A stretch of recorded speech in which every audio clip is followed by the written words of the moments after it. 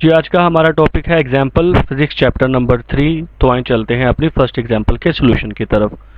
तो हमारे पास first example में जो स्टेटमेंट है उसे पढ़ते हैं। A 10 kg block moves on a frictionless horizontal surface with an acceleration of 2 metre per second square. तो किसी भी न्यूमेरिकल को सॉल्व करने के लिए सबसे पहले हमने डाटा निकालना होता है, जो हमने स्टेटमेंट को पढ़ के निकालना है। तो स्टेटमेंट को जब हम पढ़ते हैं तो वहाँ पे हमें दो चीज़ें मिल रही हैं।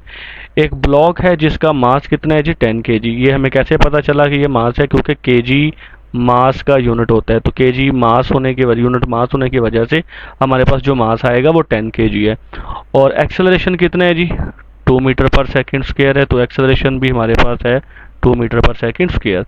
फाइंड क्या हमने करना है जी, what is the force acting on the block. Block के ऊपर लगने वाली फोर्स बताएं जी। तो हमने फोर्स फाइंड करनी है, और फोर्स का हमारे पास Newton second law of motion में फार्मूला है F is equal to M में।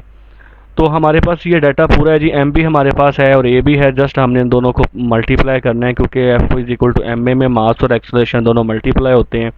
तो m की वैल्यू जी हमारे पास 10 है, एक्सेलरेशन की वैल्यू 2 है। 10 और 2 को जस्ट हमने मल्टीप्लाई किया तो हमारे पास आंसर आ गया 420 न्यूटन। तो ये एक सिंपल सी एग्जांपल थी। आए चलते हैं सेकंड एग्जांपल की तरफ। सेकंड एग्जांपल में हमारे पास है फोर्स ऑफ 7500 न्यूटन। तो फोर्स कितनी है जी, 75। तो डाटा में हमने फोर्स लिख ली कि F is equal to 7500 newton is applied. वो एक अप्लाई की जा रही है to move a truck, truck को मूव करने के लिए, ऑफ मास 3000 kg। और ट्रक का मास कितना है जी, 3000 kg। तो मास भी हमारे पास आ गया। Find the acceleration produce in the truck. अब फोर्स के लगाने से जो एक्सेलरेशन प्रोड्यूस हो रही है वो फाइंड करें जी। अच्छा जी, हमने एक्सेलरेशन के लिए क्वेश्चन मार्क लगा लिया। How long will it take to accelerate the truck. कितना टाइम लगेगा ट्रक को एक्सेलरेट करने में। तो एक और चीज़ आपसे फाइंड करवाई जा रही है, time. How long will it take, तो कितना वक्त लगेगा। तो हमने टाइम भी फाइंड करना है। किस चीज़ के लिए टाइम फाइंड करना है, जिसमें हमारी ट्रक जो एक्सेलरेट करता है, और एक्सेलरेट आपको पता कब करता है, जब वेलोसिटी चेंज होती है। तो ये हमारे पास दो वेलोसिटीज़ हैं। कहाँ से वेलोसिटी चेंज हो रही है, 36 किलोमीटर पर आवर से 72 किलोमीटर पर आवर तक वेलोसिटी चेंज होनी है। यानी कि 36 किलोमीटर पर आवर से 72। तो ये हमारे पास दो वेलोसिटीज़ हैं। एक वेलोसिटी हमारे पास इनिशियल होगी और एक वेलोसिटी हमारे पास फाइनल कंसीडर होगी। तो ये किलोमीटर पर आवर में है, इसको मीटर पर सेकंड में चेंज करना पड़ेगा। तो आए हम इसको मीटर पर सेकंड में भी चेंज करते हैं। तो इनिशियल वेलोसिटी हमारे पास 36 किलोमीटर पर आवर है। आवर ऊपर -1 है, इसको हम अगर ओवर के नीचे ले जाएंगे तो ये पावर पॉजिटिव हो जाएगी। 36 एज इट इज़, किलो की जगह पे 1000 आ गया, जिसकी प्रीफिक्सेस की value. M is a meter, as it is आ गया। आवर, आवर टाइम का यूनिट होता है। हर टाइम यहाँ पे हमारे पास 1 घंटा है। तो हमारे पास टावर का यूनिट एसआई में, सिस्टम इंटरनेशनल में सेकंड है। तो इस घंटे को हमें सेकंड में कन्वर्ट करना है। और 1 घंटे को सेकंड में कैसे कन्वर्ट करते हैं, 60 मल्टीप्लाई बाय 60 से, जो कि आ जाता है 3600। ठीक है, तो यहाँ पर कैलकुलेटर इस्तेमाल करेंगे आप। 36 मल्टीप्लाई बाय 1000 करेंगे, 3600 पे डिवाइड करेंगे तो आपके पास initial velocity metre per second में बदल के आ गई, जो कि 10 है। इसी पैटर्न पे हम फाइनल वेलोसिटी को भी कन्वर्ट करेंगे। 72 किलोमीटर पर आवर है, एच को हम ओवर के नीचे ले जाएंगे। 72 मल्टीप्लाई बाय 1000 करेंगे, आवर को हम बदल देंगे सेकंड में, क्योंकि हमारे पास सिस्टम इंटरनेशनल में जो टाइम का यूनिट है वो सेकंड होता है। 60 मल्टीप्लाई बाय 60 करने से, तो यहाँ पे भी कैलकुलेटर यूज़ करेंगे और हमारे पास final velocity metre per second में कन्वर्ट होगी, जो कि है 20 मीटर पर सेकंड। तो हमने फाइंड क्या करना है जी, दो चीज़ें फाइंड करनी है, एक्सेलरेशन भी और टाइम भी। एक्सेलरेशन तो हम फाइंड कर लेंगे सेकेंड लॉ ऑफ मोशन से, जो कि हमारे पास formula F is equal to M में। क्योंकि हमारे पास एफ भी है एम भी है, दोनों को यूज़ करके हम एक्सेलरेशन फाइंड कर सकते हैं। तो आए एक्सेलरेशन फाइंड करते हैं। एक्सेलरेशन के लिए फार्मूले को रीअरेंज करेंगे तो एफ ओवर एम हो जाएगा। वैल्यूज पुट करें, एफ की वैल्यू 7500, मास की वैल्यू 3000। इनको डिवाइड किया तो हमारे पास एक्सेलरेशन आ गई 2.5 metre per second square. Second चीज़ हमने टाइम फाइंड करनी है। टाइम के लिए हमने एक्सेलरेशन के फार्मूले का यूज़ किया, क्योंकि इसके मुताबिक हमारे पास डाटा पूरा हो रहा है। क्या फार्मूला होता है जी एक्सेलरेशन का, a is equal to change in velocity, यानी कि v f minus v i over t. तो यहाँ से हम फार्मूले को रीअरेंज करेंगे, टाइम एक्सेलरेशन की जगह पे चला जाएगा और एक्सेलरेशन टाइम की जगह पे आ जाएगा। तो ये हमारा टाइम के लिए फार्मूला बन गया, जिसका पूरा डाटा हमारे पास मौजूद है। Final velocity 20, initial velocity 10, acceleration अभी हमने फाइंड किया 2.5। 20 में से 10 को माइनस करेंगे तो 10 ही आ जाएगा। 2.5 पे उसको डिवाइड करेंगे तो 4 सेकेंड, यानी कि जस्ट उस ट्रक को 4 सेकेंड लगेंगे। उसकी वेलोसिटी जो 20 मीटर पर सेकेंड से 10 मीटर पर सेकेंड से 20 या 36 किलोमीटर पर आवर से 72 किलोमीटर पर आवर होगी। तो आइए चलते हैं नेक्स्ट एग्जाम्पल की तरफ। नेक्स्ट एग्जाम्पल में हमारे पास है जी bullet of mass 50 gram is fired by a gun. यहाँ पे टी आएगा क्योंकि बुलेट के लिए टी आता है। तो ये हमारे पास बुलेट है जिसका मास कितना जी 15 ग्राम। तो डाटा में हमारे पास आ जाएगा m इज इक्वल टू 15 ग्राम। इसको हमने मीटर किलोग्राम में बदलना है क्योंकि मास का यूनिट ऐसा ही केजी होता है। तो केजी में बदलने के लिए इस 15 को 1000 पे डिवाइड करना पड़ेगा, जो कि मास हमारा कन्वर्ट हो जाएगा केजी में 0.015। नेक्स्ट स्टेटमेंट को आगे पढ़ते हैं जी। If the velocity of the bullet is 150 meter per second. जब गन को फायर किया गया तो वेलोसिटी कितनी थी उस बुलेट की जब वो गन से निकली? 150 मीटर पर सेकंड। तो ये हमारी वेलोसिटी है। फाइंड क्या करें जी? मोमेंटम फाइंड करें। और मोमेंटम का फार्मूला हमारे पास होता है P is equal to M V, product of mass and velocity. तो जस्ट सिंपल सा एक फार्मूला है जिसमें हमने वैल्यूज पुट की, मास और वेलोसिटी दोनों की, जो कि 0.015 मास है और वेलोसिटी हमारे पास 150 है। तो 150 जब इससे मल्टीप्लाई होगा तो हमारे पास आंसर आ जाएगा 2.25। और मोमेंटम का यूनिट क्या होता है? KG meter per second. तो ये भी एक सिंपल सी एग्जांपल थी। नेक्स्ट चलते हैं जी। A cricket ball of mass 160 gram is hit by the bat. एक क्रिकेट बॉल है हमारे पास जिसका मास 160 ग्राम है। तो ये हमारे पास मास आ रहा है जी। तो मास आपने लिख लिया 16 ग्राम। उसको केजी में बदलने के लिए 1000 पे डिवाइड करके हमारे पास वैल्यू आ गई 0.16 kg. The ball leaves the bat with the velocity of 50 metre per second. जब वो बॉल ने बल्ले को छोड़ा तो उसकी वेलोसिटी 50 मीटर पर सेकंड थी। If the ball strikes the bat with the velocity of -28 metre per second before hitting. जब बॉल टकराई है उस बैट के साथ तब उसकी टकराने से पहले उसकी जो वेलोसिटी थी वो कितनी थी? 28 मीटर पर सेकंड। तो देखिए यहाँ पर दो वेलोसिटीज हैं। एक वो वेलोसिटी है जो जब उसने हिट लगी बॉल को तब जो बॉल ने वेलोसिटी हासिल की, और एक वेलोसिटी वो है जो वो बैट से टकराने से पहले है। तो बैट से टकराने से पहले वाली वेलोसिटी कौन सी है जी? -28 मीटर पर सेकंड।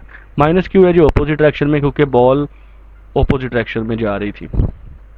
यानी कि जब उसने बैट को छोड़ा तो उसकी और वेलोसिटी उसकी डायरेक्शन थी, जब वो बैट से टकराने लगी तब उसकी डायरेक्शन और थी। ठीक है ना। हम जानते हैं जब आप बॉलर भाग के गेंद फेंकता है तो गेंद की एक डायरेक्शन होती है, जब बैट उसके साथ टकराता है तो वो डायरेक्शन चेंज हो जाती है, इसलिए यहाँ पे माइनस का यूज़ हुआ है। तो वेलोसिटी जो पहले वाली है बैट से टकराने से पहले वो है जी -28 मीटर पर सेकंड। तो ये हमारी इनिशियल वेलोसिटी होगी पहले वाली। और जब उसने बैट को छोड़ा है वो वाली वेलोसिटी हमारी कौन सी होगी? Final velocity. तो initial velocity -28 metre per second है और जब उसने बैट को छोड़ा है वो वाली फाइनल वेलोसिटी हमारे पास 52 मीटर पर सेकंड है। तो दोनों वेलोसिटीज हमने लिख ली। Find the average force exerted on the ball by bat. आपने वो फोर्स फाइंड करनी है जो कि बैट ने बॉल पे लगाई है हिट लगाने के लिए। तो हमने एफ फाइंड करना है। The ball remains in contact with the bat for multiply 10 की पावर -3 सेकेंड।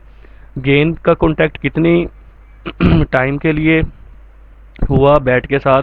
वो है जी हमारे पास 4 मल्टीप्लाई 10 टू रेज पावर -3। इसको आप कैलकुलेटर में लिखें, 4 मल्टीप्लाई 10 की पावर -3 को इक्वल प्रेस करें तो ये सिंप्लीफाई हमारी वैल्यूज हो जाएगा जो कि है 0.004 सेकेंड। तो हमने फाइंड करना है जी एफ के लिए हमारे पास फार्मूला सेकेंड लॉ में F is equal to M में। अब हम देखते हैं कि इसके मुताबिक हमारे पास डाटा है, हमारे पास जस्ट एम है, एक्सेलरेशन हमारे पास नहीं है। तो एक्सेलरेशन का फार्मूला भी हम जानते हैं। एक्सेलरेशन का फार्मूला क्या होता है जी? V f minus v i over t. क्योंकि इसके मुताबिक हमारे पास डाटा, हमारे पास वी एफ भी है, वी आई भी है और हमारे पास टी भी है। तो ये हम फार्मूला एक्सेलरेशन का यहाँ पे यूज़ करेंगे। इसके मुताबिक अब हम कैलकुलेशन करेंगे। तो मास कितना था जी? 0.16। वी एफ की वैल्यू 52 है, माइनस फार्मूले का आ गया वी आई की वैल्यू हमारे पास -28 है और टाइम की वैल्यू हमारे पास 0.004 सेकेंड है। नेक्स्ट क्या होगा जी? ये ब्रैकेट को सॉल्व करेंगे, माइनस माइनस प्लस हो जाएंगे, 28 और 52 प्लस हो के आपके पास, और आप इसको मल्टीप्लाई कर दें 0.16 के साथ, यानी आप कैलकुलेटर का यूज़ करेंगे। 52 प्लस 28 हो जाएगा जी आपका 80। 80 को 0.16 से मल्टीप्लाई कर देंगे तो आपके पास आ जाएगा जी 12.8। और डिवाइड किस पे किया जाएगा जी? जो टाइम है 0.004। तो इसका आंसर आ जाएगा 3200। तो बैट ने कितनी फोर्स लगाई बॉल के ऊपर? 3200 न्यूटन। तो आए चलते हैं जी नेक्स्ट एग्जांपल की तरफ। A bullet of mass m1, bullet का मास m1 है, इज फायर्ड, उसको फायर किया गया बाय अ गन, एक गन से जिसका मास, गन का मास m2 है। Find the velocity of the gun in terms of velocity, आपने वेलोसिटी फाइंड करनी है गन की in terms of velocity of bullet v1, v1 के लिहाज से आपने, बुलेट की वेलोसिटी के लिहाज से आपने गन की वेलोसिटी फाइंड करनी है। कब? जस्ट आफ्टर फायरिंग, जब आपने फायर कर दी। अब हमारे पास यहाँ पे दो बॉडीज हैं, एक बुलेट है और एक आपके पास गन है। तो जो उनमें से गन, बुलेट का मास m1 है तो उसकी वेलोसिटी भी v1 होगी, और आपके पास जो गन का मास है वो m2 है, उसी लिहाज से हम आपकी गन की वेलोसिटी v2 होगी। तो सोल्यूशन है जी हमारे पास कि बिफोर फायर करने से जो वेलोसिटी ऑफ द बुलेट है वो क्या होगी जी? जीरो होगी। बुलेट और गन दोनों की जीरो है क्योंकि फायर ही नहीं हुआ, दोनों बॉडीज रेस्ट में है, तो टोटल मोमेंटम इनका जीरो है। Therefore total momentum of bullet and gun was also zero, ठीक है, जीरो हो जाएगा, जीरो होगा। आफ्टर फायरिंग द बुलेट, जैसे ही आपने बुलेट को फायर किया तो वो मूव करती है forward with the velocity of v2, whereas the gun moves backward. आपको पता है जब बुलेट को आप चलाते हैं, गन आपको आप फायर करते हैं, बुलेट मूव करती है आगे की तरफ, तो गन रिकॉइल करती है, पीछे की तरफ झटका खाती है, बैकवर्ड मूव करती है, तो उसकी वेलोसिटी कौन सी होगी? v2। तो असल में हमने यहाँ पर v2 फाइंड करना है, किसकी velocity? Velocity of the gun. तो गन की वेलोसिटी आपकी क्या होगी? v2 होगी। Total momentum before firing, fire करने से पहले मोमेंटम कितना है जी? जीरो होगा। मोमेंटम ऑफ बुलेट क्या होगा जी? मोमेंटम का फार्मूला आता है mv, यानी product of mass and velocity. तो बुलेट के लिए हमारे पास जो डाटा है वो मास के लिए m1 है और वेलोसिटी के लिए v1 है, इसलिए m1 v1 आ जाएगा प्रोडक्ट में। और जो गन का मोमेंटम आएगा वो m2 v2 होगा, क्योंकि यहाँ पर भी मोमेंटम का फार्मूला यूज हुआ। गन के लिए आपने मास m2 यूज करना है और उसकी वेलोसिटी v2 यूज करनी है। तो अकॉर्डिंग टू न्यूटन आपका law of conservation of momentum, उससे पहले हम निकाल लेते हैं जी momentum, total momentum of gun and bullet after firing. Fire के बाद जो गन और बुलेट दोनों का, एक गन का और एक बुलेट दोनों का, ये पहले वाला आपका किसका था जी? बुलेट का, और दूसरे वाला आपका गन का, यानी आपने दोनों के मोमेंटम का सम निकाल लिया, टोटल कर लिया। तो टोटल के लिए आपने किसका मोमेंटम यूज किया? ये पहले वाला आपका बुलेट का है, दूसरे वाला आपका गन का, इनको क्या कर दिया गया? प्लस कर दिया गया। क्यों प्लस किया? क्योंकि हमारे पास जो लॉ है कंजर्वेशन ऑफ मोमेंटम, उसकी स्टेटमेंट से हम ये निकालते हैं कि जो टोटल मोमेंटम है बिफोर फायरिंग वो इक्वल होता है टोटल मोमेंटम आफ्टर फायरिंग। जितना मोमेंटम फायर करने से पहले होगा उतना ही मोमेंटम फायर करने के बाद होगा। तो फायर करने से पहले कितना था जी? जीरो, और फायर करने के बाद क्या वैल्यूज ये बनती है? m1 v1 plus m2 v2। यहाँ से हमने क्या निकालना है जी? v2 निकालनी है। v2 किससे ज़ाहिर की थी हमने? मास ऑफ द गन को। तो यहाँ से m1 v1 जीरो की तरफ आ जाएगा, तो आके ये माइनस हो जाएगा। यहाँ से हम अगर v2 निकालना चाहते हैं तो m2 v2 के साथ मल्टीप्लाई हो रहा है, तो m2 इस तरफ आकर डिवाइड हो जाएगा। तो ये हमारे पास वो फार्मूला बन गया जिससे हम फाइंड कर सकते हैं velocity of the gun. Negative sign यहाँ पे किस चीज़ को शो कर रहा है जी? Negative sign in this equation indicate that the gun moves backward. यहाँ पर नेगेटिव साइन हमें ये यूज़ कर रहा है कि गन बैक की तरफ झटका खाती है, पीछे की तरफ मूव करती है। तो ये जनरल एक न्यूमेरिकल था जिसमें कोई हमारे पास डाटा नहीं था, जस्ट एक स्टेटमेंट थी जिसको हमने सॉल्व करना था।